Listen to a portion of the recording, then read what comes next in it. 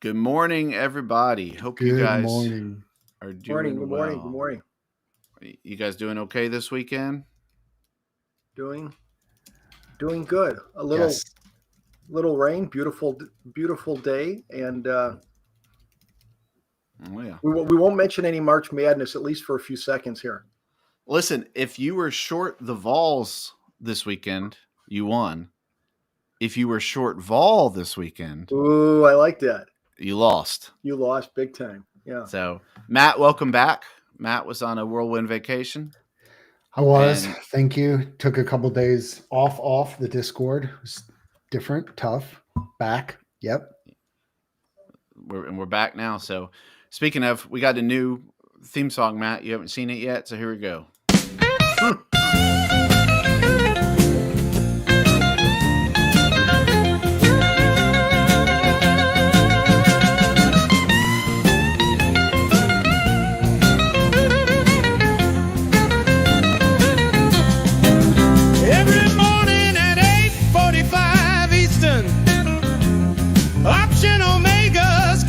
Back.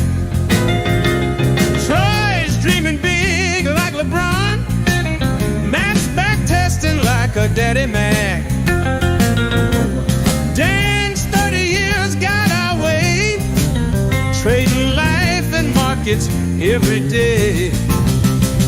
Rusty's chained to the mines, digging deep day by day. But when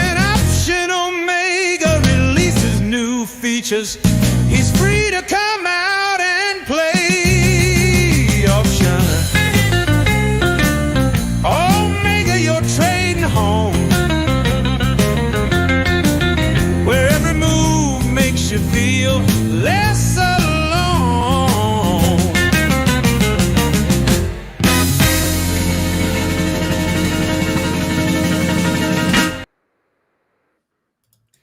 Troy, you did a great job. The guitar sounds hot. Great tone. Good job. Thank you. Now, Troy, we don't want you to delve any secrets, but what famous blues? I don't know. I don't know enough about that. Was that a famous? That wasn't like a Muddy Waters type situation. So I can't give away my sources, but I will say that I love blues music. I grew up on blues music. I would say that's a little bit of Muddy Waters, not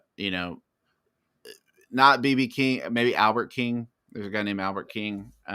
Played for the Knicks.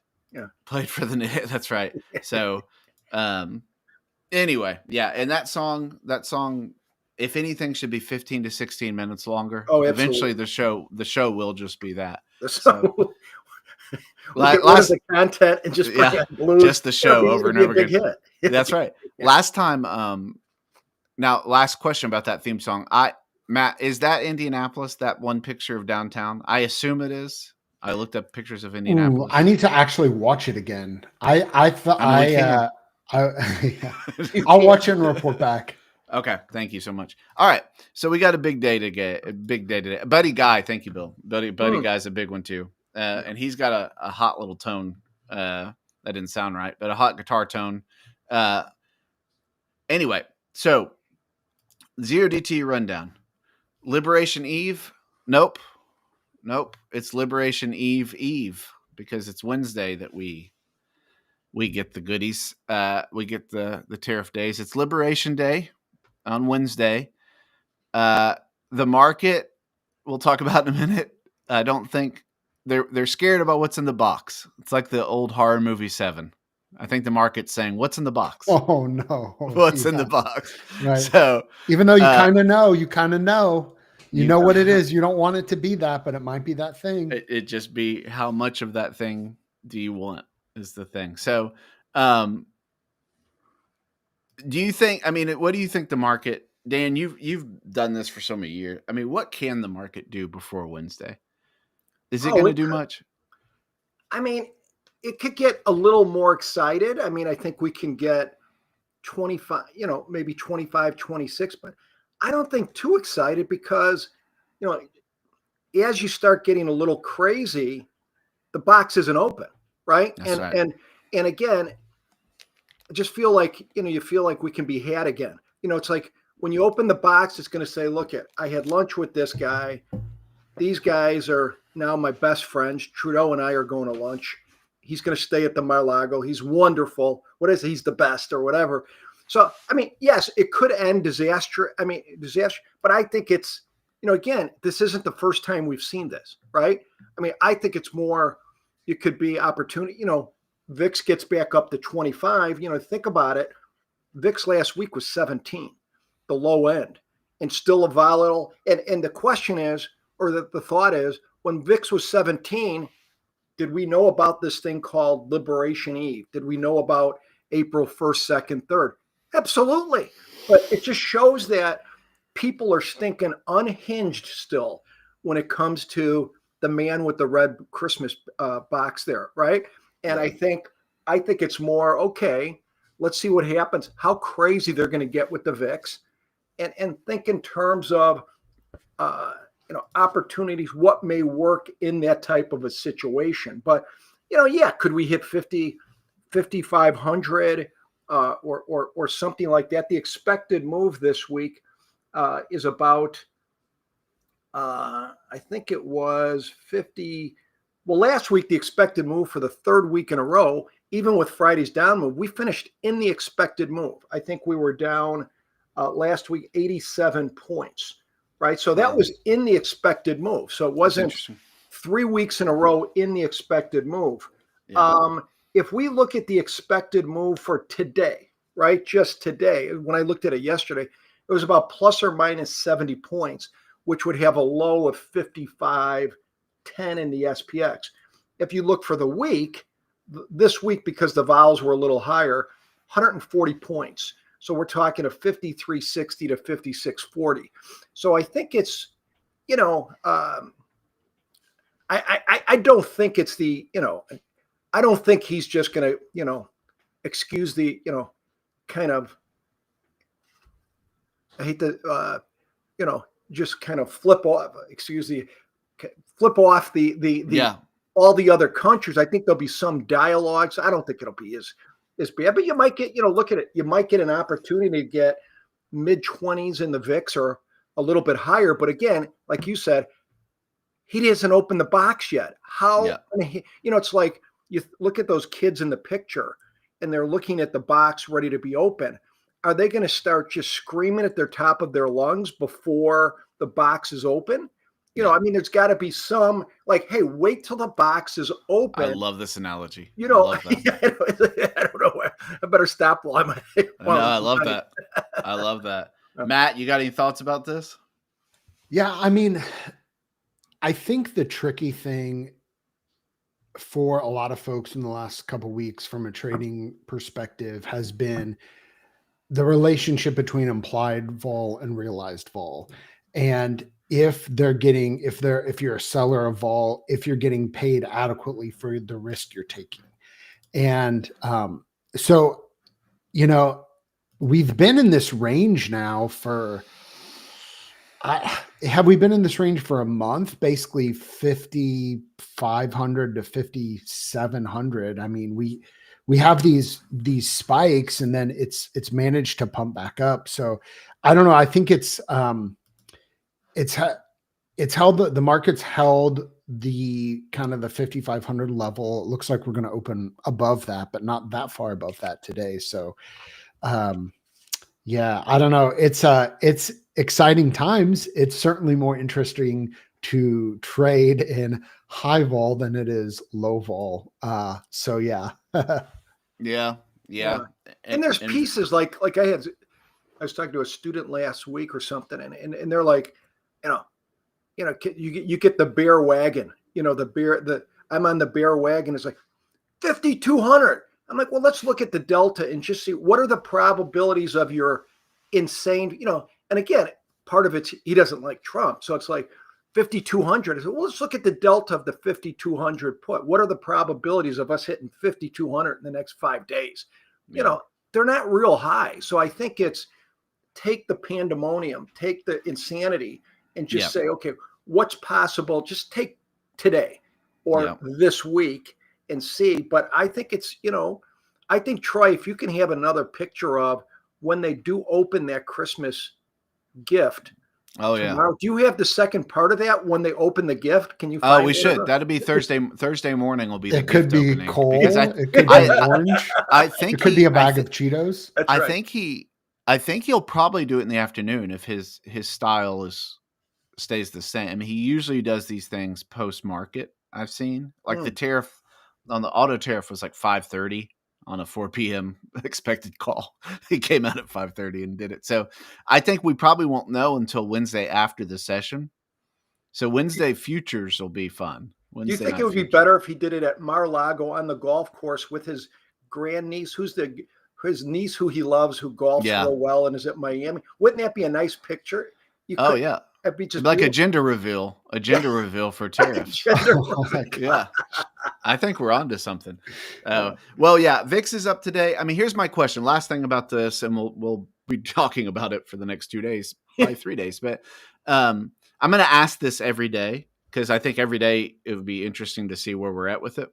Do you think Thursday morning VIX is higher than 24.27 or lower than 24.27 where it was a while ago when I took the screenshot? Man, Troy, I'm a terrible guesser. That's why I'm a mechanical trader rather than discretionary. Higher than, I would say that I think the market likes certainty. So I guess I'll just take the under. But that's like a 51% confidence. Yeah. So like that's as low confidence as I can be. 51% confident, 49% not confident. Yeah. Yeah. Mr. Dan? I would just go with me. I mean, contrarian, buy the rumor, sell the news. Vol will be lower, especially if we, we're at almost 24 in VIX if we open. If we're over 25, 26 and he comes out, I would guess I'd be hard pressed to, I think the vol would be lower. Just because, as Matt said, but there's no guarantee, but there's some certainty comes out. At least the words are coming out of his mouth, which could be scary, but the words are coming out, right? And saying, hey, I talked to this guy. It's not so bad. He's coming to Mar-a-Lago. And, I mean, it gets like the world's not going to end. Right now, you're getting close to the event. There's no talk. People are getting jacked up and, anyway. Yeah, I mean, I too am a contrarian, but I'm going to take the contrarian position here. Here's my theory. Again, contrarian. Not financial advice. I don't know what I'm doing. We're all just running against the wind. Is it Bob Seger? Is it? Anyway, I always think of Forrest Gump more than Bob Seger. But anyway, we're all just little Forrest Gumps running around trying our best. But my theory is that vol's going to be higher, and I know everything in me would say that's not the case because of because we know how the market works. It wants certainty. To your point, once it's a reduction. Here's my theory. My theory is that he's going to make these tariffs bigger than everybody's thinking, and they're going to be so big that there's not going to be certainty, because now it's how long can he have that insane tariff on the country? Because the certainty right now is like, well, they'll only be on for a little bit. It's a negotiation tactic. But if he comes out and it's like 60% tariff on some country, I think people are going to be like, okay, but how long? And he's not going to give you that. And it just increased we don't get the certainty that we want. See, that's my theory. I think you're 100% on that. I mean, my only thing is I'm taking a shot at saying whatever he knows what's in the red box right now, kind of. Him and his advisors. And I'm just saying my hope is that for the vol to come down is that him and his advisors are going to change the contents of the red box between now and Liberation Day, right? That they'll be from negotiating and stuff, that the box will change. You're betting, right? You're betting that the content in the box, the extreme things, will stay there. The same thing in the box now will be there, right? Wednesday after the close or whatever. Yep. So, I mean, if you want strategies with certainty, you're here for a good day, because we've got one that benefits from uncertainty right. a little bit. So we're going to be talking this week. Last week we talked about the iron butterfly, and we slowly kind of made it a good trade. People have found even since then better ways to trade it. That's the beauty of it. Beauty, yeah. Is you're never finding, there's never a perfect trade. It can always be improved upon. But Dan had a great idea. It was like, we have the Rick and the Option Omega, well, a lot of communities, I don't think even Option Omega made Rick, but a lot of people use Ricks and Option Omega, and it's Rick is a reverse iron condor. And so what happens if we had a reverse iron butterfly?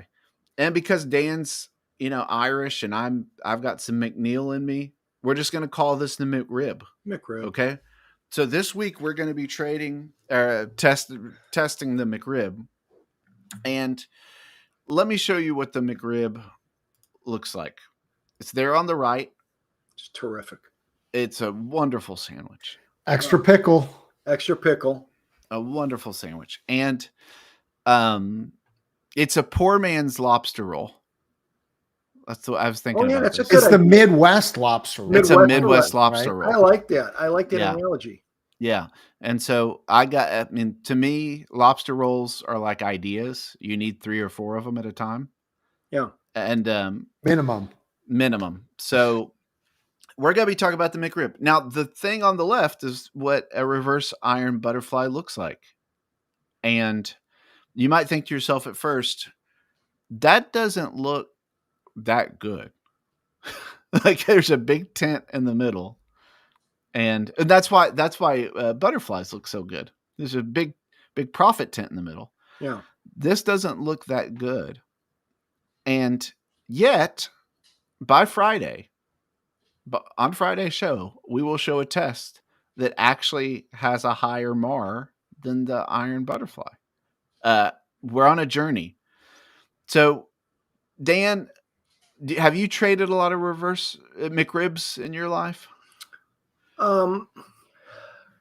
Not exactly this version. I've traded ratio back spreads where probably the strategies may be in that family type thing.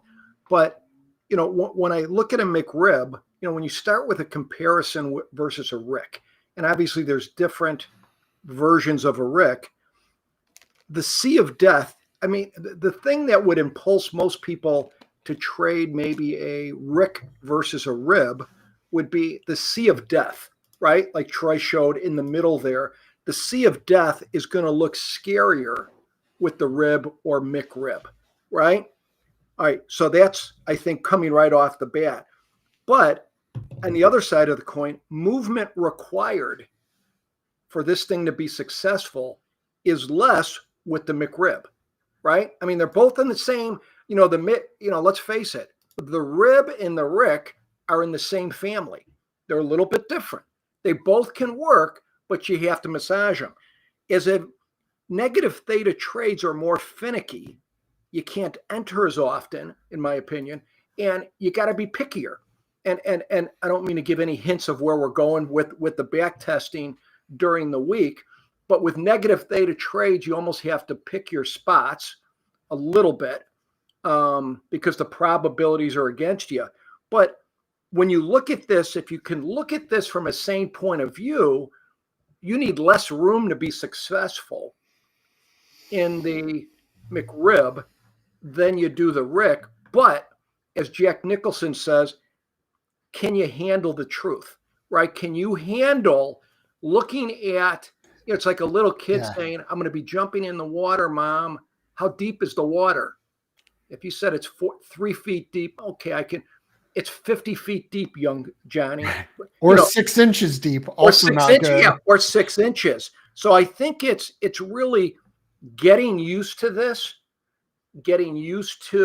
and when you have a big sea of death, right, you have to deal with how far into the sea of death am I willing to go before I call for the lifeguard, right? That sea of death is deep, and that, so obviously it needs risk management at some point. But I think it's a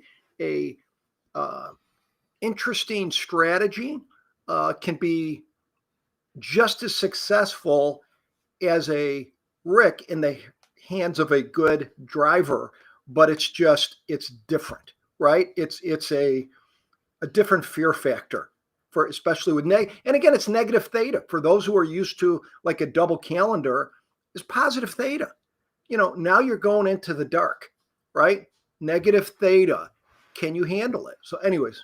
Yeah. And I didn't look at the market much last week, but I think wasn't there one day we moved like 2 points total, or like some like less than 5 points. Oh, it was a 32-point range on, I don't know if it was Wednesday or something, but that was scary. And so like on that type of day, if you're in one of at a straddle, at a straddle, you should always get some movement, but 2 points of movement is some, but probably not enough to buy McRib that night. No.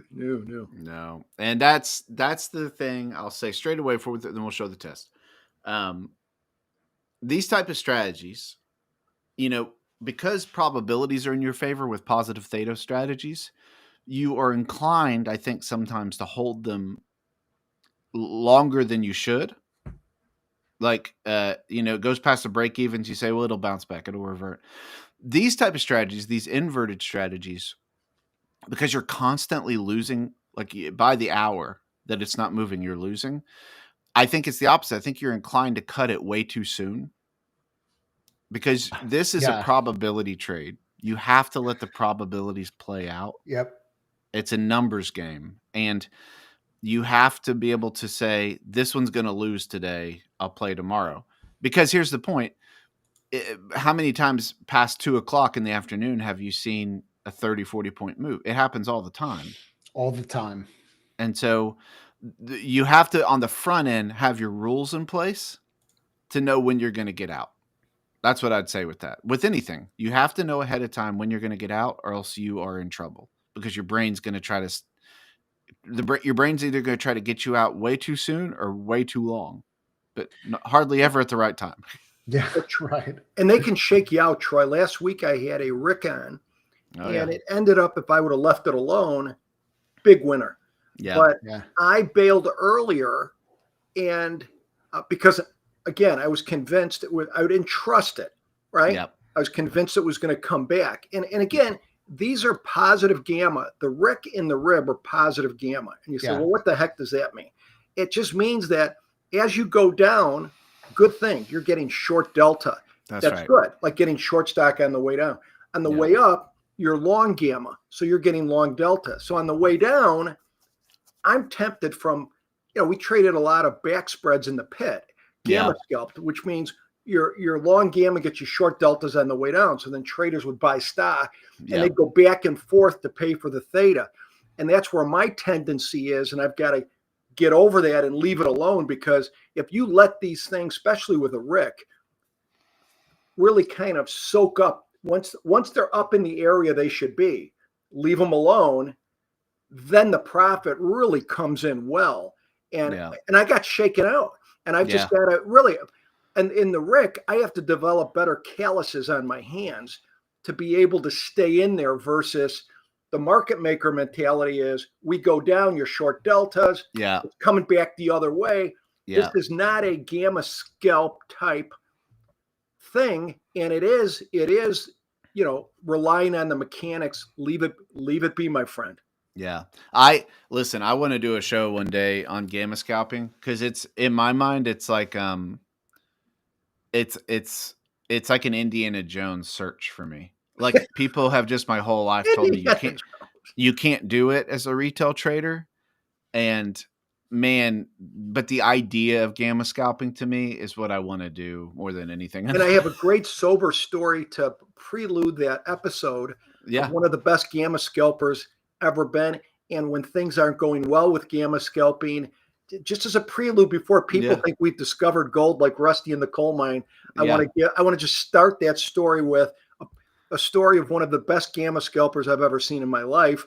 And when he had a bad month, what that looked like. Oh, I'd love to. Yeah, we'll do it for sure. Yeah. All right. No one's here for gamma scalping. Everybody's here for the McRib, as they should be. So here's the test. Da, da, da, da. Now you think to yourself, these guys are out of their mind. These guys, they created this backtest, and they clearly don't know how to use backtesting at all. You know, So this is the reverse iron butterfly. And this one especially is a McRib because it's a McNeil reverse iron butterfly, because this is what it would look like if I did it without help. So what this is think of an iron butterfly. What are you doing with an iron butterfly? Well, last week's was you sell the 50 delta and you buy, I can't even remember last week if we did 50 wide or 70 wide 75. or something. 75 wide. Well, in this one, we move it in a little bit, but it's the same concept. Instead of selling, though, we're buying the 50 delta put and call, and we're selling the 50-point wings. It's that simple. This is the test so far today. We're going to open this trade at 10:20 in the morning. We're going to put it on every day. We're going to allocate 5% of our capital, which we hardly probably should ever do. And we have some closing fees and opening fees and things like that. So Yep. letting it ride. This is the let it ride version. There's no special sauce yet. This is just a dry, one could argue, piece of rib meat. Put something. This is some sort of meat texture, but it doesn't have the things that make it that special sauce sweet and beautiful yet. Stale bread. They shorted you pickles. Just one Yeah. pickle. Yeah. We could talk about this. I actually don't like the bread part of that, but that's a special. If they put that thing on a Hawaiian roll, Oof. I would weigh 9,000 pounds. King's Hawaiian. Here we Oh come. my gosh. All right. Yeah. But you can see here, it wins 43% of the time, which was a Yeah. little surprising to me. Yeah. Just setting it and forgetting it. Your winners are bigger than your losers, you know? Both Winners, average and max. yeah, and you think about it, the reason why is because we always think of like the full tent of death, that it's going to literally Yes. close where it opened. Yeah. But that's hardly ever the case. It Yeah. will happen sometimes. But you're going to have different size losers and different size winners for something like this. Oh yeah, there's the Tuesday. That's what I was talking about. $1.65. That's exactly right. So let's look at these There you two. go. These two are interesting. Let's look at the loser first. This is what you don't want to see with a reverse iron butterfly. You don't want to see the underlying move hardly at all, all day long, right? You can see the trade. The trade literally just Show me dying on the vine. just wilting away slowly throughout the day. And Dan, to your point, it takes a lot of nerve to be able to stare at this all day and be like, all we do is lose. This is all we're doing with this trade, is just losing money. I'm just giving the market money slowly throughout the day. I'm paying an hourly rate Yeah. to the market to do this. Yeah, and that thing was never up. You know, I don't know what the max profit was. No. 2%, right? Yeah. Like I mean, no. see. Well, like Whoops. this was it. This was it. Was at 10:30. Now take that day. That day is a rough day. That's about as rough as you're gonna get. Yeah. On this type of thing. bad. We opened that trade at 57.74 and it expired at 57.77. Yeah. That's rough. It's rough. Now, Thursday, I want to look at this again because this was interesting too. Thursday was a similar type day. You had a loss at the end, but it was a different type because we started to wake up a little bit at the end of the day. Yeah, they put the rally cap back on right there at the end. It got down to pretty low. This is what I meant, is why you have to hold on to these things, because hold on to them according to your rules. Let me be very, very, let me be very, I can't think of the word, but clear. So, very clear. So you have to hold on, because look at the last 30 minutes. And if you remember Thursday, we kind of like looked like we could have gone up going into 3:30, but by the last 30 minutes, we kind of just faltered, you know. And then the trade went from being a pretty big loser to not that big a loser. Almost scratch. Yeah. Yeah. Now, Friday is the interesting day. And if you're trading Friday, you saw it. I mean, Friday's what you wanted. It's the exact opposite of Tuesday. Yeah. You put the trade on, and immediately the market just moves in one direction all day long. That's what you want to see. You want charts like that, in particular to the downside, because you see that vol running. Now, this is pretty manageable because we have shorts on as well, and so you kind of negate some of the Greeks, I would say, Dan. Yeah. With not just having the longs, having the shorts as well. Yeah. You absolutely do. Yeah. So, but overall, still, this is a losing test. Now, I said, and I'll say it again, by Friday, this is going to be a better test theoretically than the iron butterfly we showed. How are we going to do it? Guys, do you have any thoughts about how we can make this test better throughout the week? I'm going to share it in the chat. And you guys can play along as the week progresses.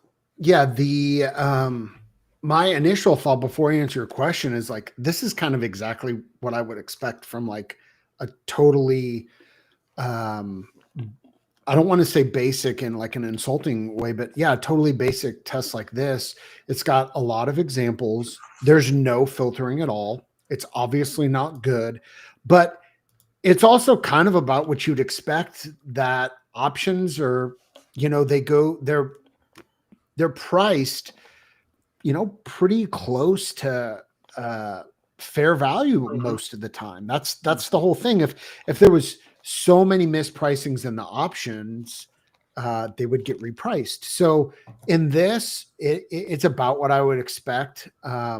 There was even profitable years at a 5% allocation. You have an insane drawdown. It's obviously not a good trade as it is. So when I look at a trade like this, it's what are some of the ways that we can find positive expectancy or an edge is start with some amount of context of when we want to take it or not take it in terms of how the vol is priced or historically the seasonality with the days of the week. Yep. So we're going to add some things every day this week, and if you've traded, if you've back tested, if you've been in Option Mega's Discord before, you'll see some patterns. We're going to apply some patterns to this to make this a more robust trade. Dan, I mean, what's the first thing when you look at this? Like if I brought this to you, student, and said, I've got this trade. I like the idea of it, but it's a loser. You kind of said it earlier, but what is one thing that you would do to improve this trade? Yeah, and I think you got to start with any strategy as a clear understanding of what is the strategy, right? And understanding the strategy without any, just, okay, negative. Again, there's a lot of conspiracies. There's a lot of blame everything on Trump. But the point is, any of these strategies come down to what are the Greeks, right? Look at the Greeks. What are your risks? Your risk in this thing is theta, right? That's your biggest risk. Every day is a ticking time bomb. And your other risk is that we want to fight against is if we end up in the sea of death at expiration. Now, as Troy made a great point, the probabilities of that happen, it can, but the probabilities of that happening aren't so great, but that's that's a psychological barrier. I know it would be to me. I'd much rather trade from a psychological, a rick than a rib, because that rib is staring at you. It's telling you, Dan, this is 200,000 feet deep, right? But jump in. I know I'm not going to go 200,000 feet down, but it's that. So I think you have to deal with the theta. But the thing is, you also win those days that look like they could be closing in the middle, some kind of, what's the risk management, right? What's the risk management? How much are you willing to lose? And now I don't know if I'm just looking at this. Some of your instances are one contract, some are two. Like on the example, Troy, the quietest day last week, did we have one or two contracts on? You have 2 contracts on, and that's because of that 5% allocation. So Okay, that's the 5. Okay, Mhm. yeah, I mean, if it's costing, 2,000. if it's costing 2,900, you only get 1 on. If it's costing $20, you get 2 on. 2. Okay, I got you. So it's keeping. I got it. So just a little bit tweak there. Yeah, and we could test it with 1 lot as we go, but trying to keep that percentage, Yeah. playing out. But I think the biggest thing, Troy, is the biggest thing is recognize once you recognize something is negative theta and probabilities aren't in your favor, the biggest thing by far is if you're even thinking in your wildest imagination that this is something you're going to play like a double calendar or a single calendar or a butterfly every day or almost every day, you're going to be buried, right? Yeah. You have to have some discretion on a negative theta trade. And again, the volatility, you have some volatility component, but that's not the big thing. It's the theta. So if you're gonna treat this like you're used to, you're gonna be buried. If you can work with what days do I play, that type of thing, and be very strident. I don't even know if that fits, but very strict with that, then you're on to something. So that's kind of the overall what you want to.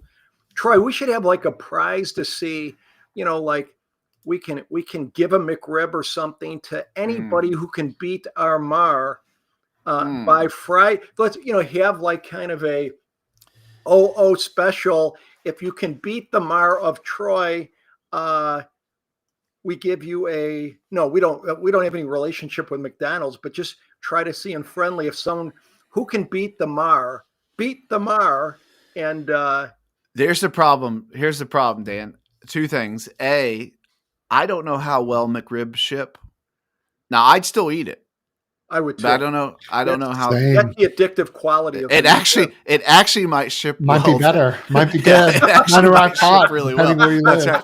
right. But 2, there's a guy Uh-oh. who people are very familiar with in our community called the Wiz. He's Wizzy. And the problem is he lives in a place that makes shipping very, very difficult. Ooh. A lot of the option omega community all over.